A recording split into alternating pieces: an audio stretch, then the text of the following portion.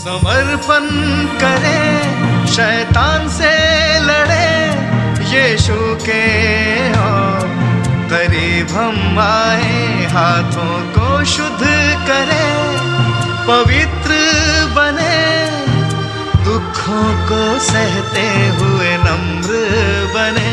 इन बातों की ओर ध्यान लगाए हम, इस जीवन से यीशु को प्रसन्न करें।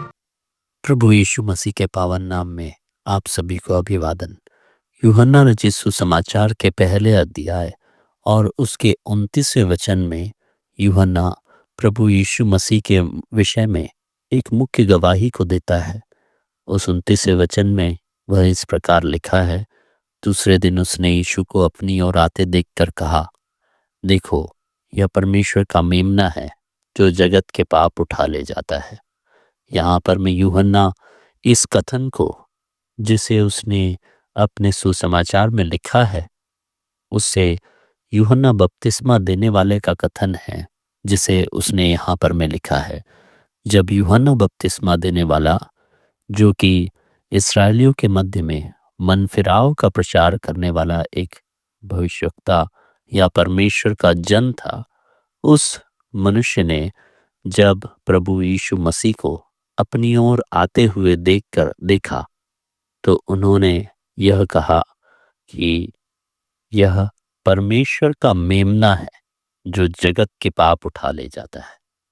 यूहन्ना बपतिस्मा देने वाला प्रभु यीशु मसीह को पहचानता नहीं था। वह यह नहीं जानता था कि प्रभु यीशु मसीह वह है जो परमेश्वर के पुत्र हैं और परमेश्वर के द्वारा चुने हुए हैं और परमेश्वर के करीब संसार के सभी लोगों को पहुंचाने वाले हैं, जो जगत के पापों को उठाने वाले हैं। पर परमेश्वर ने यूहन्ना बपतिस्मा देने वाले पर उस बात को प्रकट किया और हम उसी अध्याय के 31वें वचन में यूहन्ना बपतिस्मा देने वाले को यह कहते हुए पाते हैं। यूहन्ना यह कह रहा है, और मैं तो उसे पहचानता न था, परंतु इसीलिए मैं जल से बपतिस्मा देता हुआ आया कि वह इस्राएल पर प्रकट हो जाए। और यूहन्ना ने यह गवाही दी कि मैंने आत्मा को कबूतर की नाई आकाश से उतरते देखा है और वह उस पर ठहर गया। मैं तो उसे नहीं पहचानता था, परंतु जिसने मुझे जल से बपतिस्मा देने को भेजा उसी ने मुझसे कहा, जिस पर तू आत्मा को उतरते देखे और ठहरते देखे, वही पवित्र आत्मा का बपतिस्मा देने वाला है। और मैंने देखा और गवाही दी कि यही परमेश्वर का पुत्र है।